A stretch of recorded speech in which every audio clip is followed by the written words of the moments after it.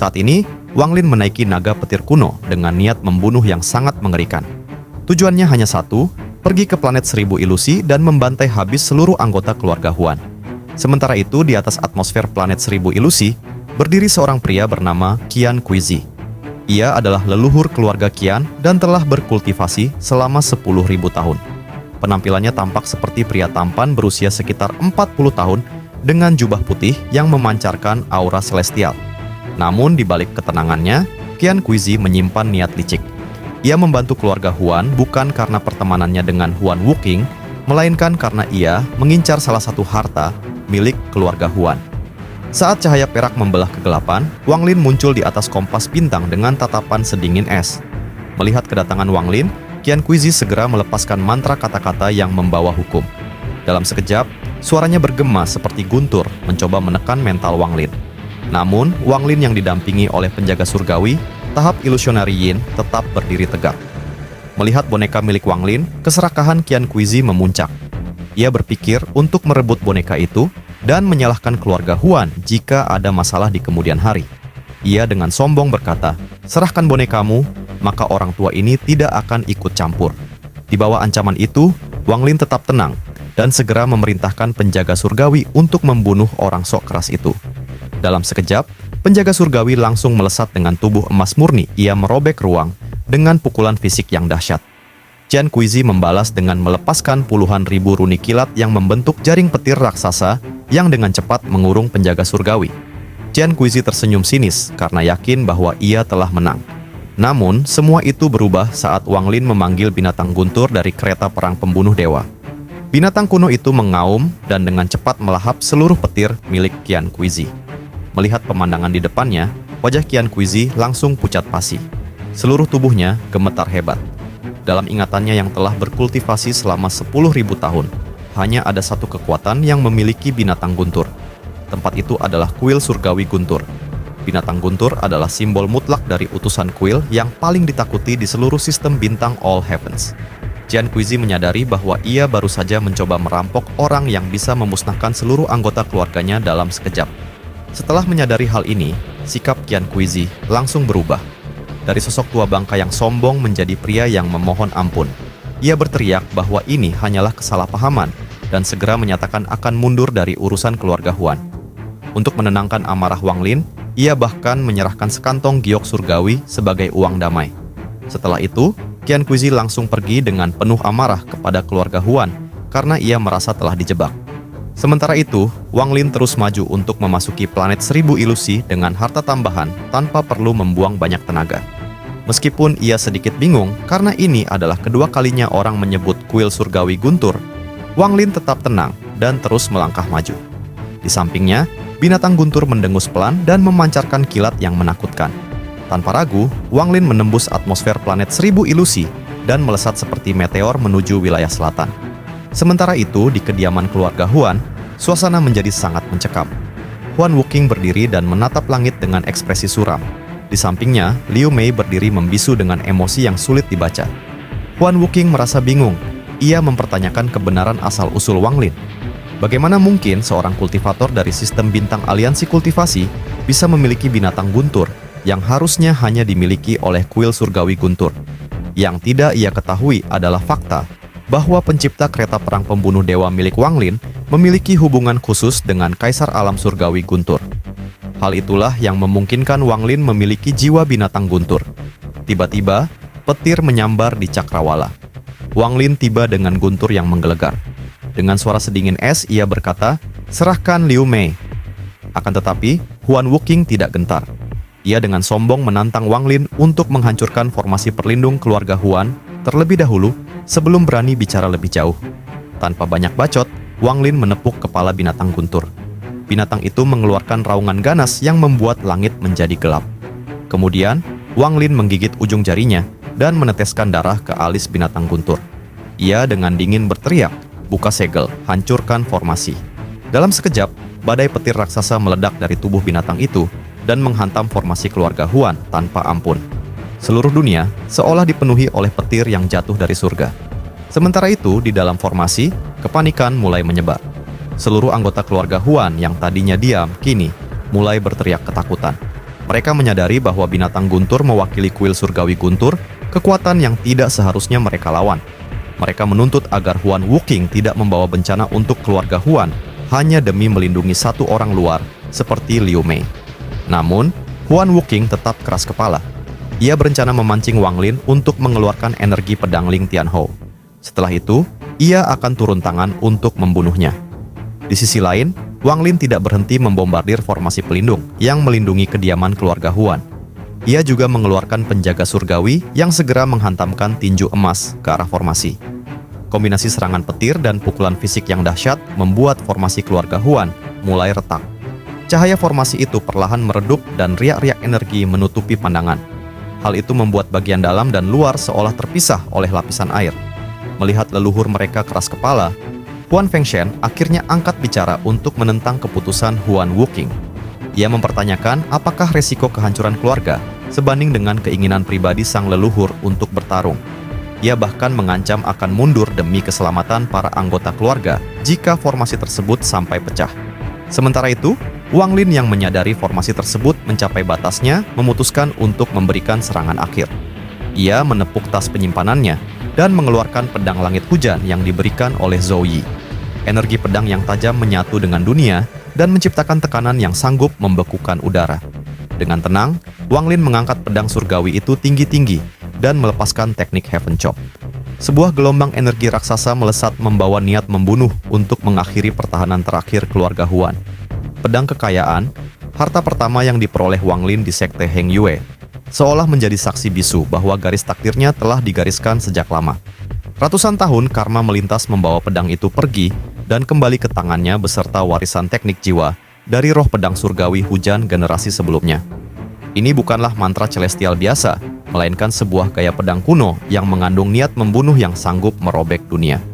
Di hadapan formasi pelindung keluarga Huan yang mulai retak akibat gempuran binatang guntur dan penjaga surgawi, Wang Lin perlahan mengayunkan pedang tersebut. Ketenangan di matanya lenyap dan digantikan oleh sinar cahaya pedang yang menyatu dengan tubuh dan jiwanya. Saat pedang itu diayunkan, dunia seolah tenggelam dalam kegelapan mutlak. Tidak ada energi spiritual yang meluap, tidak ada ledakan cahaya yang menyilaukan. Yang ada hanyalah sebuah gerakan sederhana yang sanggup mengguncang jiwa siapapun yang melihatnya. Huan Wuqing sangat terkejut ketika ia merasakan sensasi mengerikan seolah langit dan bumi sedang dikoyak paksa. Huan Wuqing menyadari itu adalah kekuatan hukum. Hukum adalah ambang pintu menuju langkah kedua dalam kultivasi.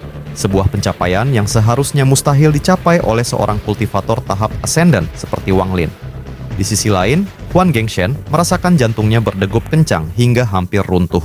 Ia merasa seolah pedang itu telah menembus alisnya dan mencetak niat membunuh yang tak terhapuskan di benaknya. Ketakutan akan kematian menyebar seketika ke seluruh anggota keluarga Huan. Mereka merasa bahwa meskipun dilindungi oleh formasi, tebasan Wang Lin tetap mampu menghancurkan keberadaan mereka. Bahkan Qian Kuizi dan leluhur keluarga Xu yang mengamati dari kejauhan dibuat berdiri terdiam. Serangan itu adalah bukti nyata bahwa Wang Lin memiliki latar belakang yang tak terbayangkan. Jika dia bukan dari kuil surgawi guntur, mana mungkin dia bisa menguasai hukum pedang sekuat ini? Gumam Qian Kuizi dengan penuh kewaspadaan. Di sisi lain, formasi keluarga Huan runtuh tanpa sempat menerima benturan fisik. Wang Lin berdiri dengan wajah pucat. Teknik Heaven Chop telah menguras sebagian besar energi asalnya. Beruntung ia memiliki kristal ascendant milik Zhou Yi, yang memberinya cadangan energi lebih banyak dari kultivator biasa. Melihat formasinya hancur, Huan Wuqing yang telah kehilangan kesabaran segera mengeluarkan teknik andalannya, Good Fortune Jade. Dalam sekejap, sebuah giok emas melayang dan memancarkan kekuatan persatuan yang membentuk ranah mandiri di sekitar rumah leluhur keluarga Huan. Giok itu adalah warisan dari leluhur celestial mereka yang setara dengan tingkat Nirvana Scryer. Saat giok itu meleleh, sosok jenderal surgawi yang agung perlahan muncul. Tekanan spiritual yang luar biasa menekan seluruh planet 1000 ilusi dan menyebabkan ledakan energi di mana-mana. Melihat bahaya yang mengancam kehancuran keluarga Huan, Huan Fengshen mengambil langkah berani. Ia menyatakan bahwa keluarga Huan secara resmi mundur dari urusan ini. Tuan, ini adalah dendam pribadimu dengan Huan Wuqing. Jangan seret seluruh anggota keluarga Huan. Tegasnya sambil memberikan hormat pada Wang Lin sebagai tanda perdamaian. Huan Wuqing yang marah hanya bisa mencaci mereka sebagai sampah dan memerintahkan Jenderal Surgawi untuk segera membunuh Wang Lin. Sosok jenderal surgawi itu melangkah maju dengan keagungan yang memandang rendah seluruh dunia. Di tengah tekanan spiritual yang menyesakkan, Wang Lin tetap tenang. Ia tidak hanya mengandalkan energi pedang atau bantuan bonekanya. Di dalam jiwa asalnya, ia memiliki sebuah ide gila yang menjadi langkah pembunuhan terkuatnya. Wang Lin teringat pada iblis yang tersebar. Ia merasakan gelombang kepedihan sekaligus tekad. Setelah pertempuran ini berakhir, aku akan membebaskanmu, panggil Wang Lin dalam batinnya. Sebuah tawa gila meledak dari dalam jiwanya. Hal itu menandai dimulainya siklus karma yang harus dituntaskan hari ini. Debu harus kembali menjadi debu, dan penyebab karma kemarin harus diselesaikan hari ini. Pertarungan hidup dan mati ini bukan lagi sekadar perebutan Liu Mei, melainkan pembuktian hukum dan pelepasan dendam yang telah mengendap selama ratusan tahun. Tawa gila yang meledak dari jiwa asal Wang Lin membawa kabut hitam yang sangat pekat dan segera mengubah langit planet 1000 ilusi menjadi lautan api iblis yang mengerikan.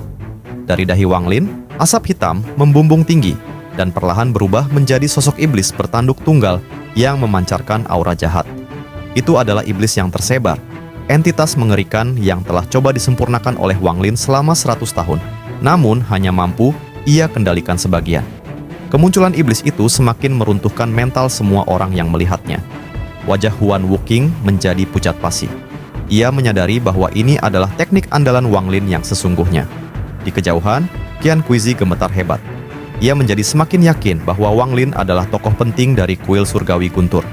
Itu karena mustahil bagi seorang kultivator biasa memiliki kekuatan sesadis ini. Mulai dari binatang guntur, penjaga surgawi, hukum pedang, hingga entitas iblis kuno. Bahkan leluhur keluarga Shu yang biasanya tenang, kini menatap dengan penuh semangat. Ia mengenali makhluk itu adalah ciptaan dari iblis kuno yang legendaris. Iblis yang tersebar itu tidak langsung menyerang sosok jenderal surgawi dari giok keluarga Huan. Ia justru menatap Wang Lin dengan tatapan haus darah. Bocah, aku akan memenuhi perjanjian ini. Tapi jika setelah ini kau tidak melepaskan segelku, aku akan hancur bersamamu. Mendengar ancaman itu, Wang Lin menjawab dengan tenang. Setelah pertarungan ini selesai, kau bebas. Kesepakatan tercapai. Sosok iblis itu melesat masuk ke dalam tubuh Wang Lin dan menyatu dengan setiap serat otot dan lubang jiwanya. Energi spiritual celestial dalam tubuh Wang Lin melonjak dan berubah menjadi energi iblis yang murni. Dengan tambahan sirah iblis yang membungkus seluruh tubuhnya, penampilan Wang Lin kini berubah menyerupai inkarnasi iblis sejati. Meskipun proses penyatuan ini memberikan rasa sakit yang luar biasa, ekspresi Wang Lin tetap dingin. Tubuhnya dipenuhi oleh kabut asap hitam yang menyeramkan. Pertarungan tingkat tinggi pun meledak. Di bawah kendali iblis yang tersebar, Wang Lin meluncurkan pukulan mentah yang berubah menjadi naga cahaya hitam raksasa. Sosok jenderal surgawi membalas dengan mantra misterius yang perlahan menyerap seluruh energi spiritual planet 1000 ilusi hingga menciptakan kekosongan energi sesaat. Energi itu dipadatkan menjadi bola putih susu yang memancarkan tekanan suci yang luar biasa di telapak tangan sang jenderal.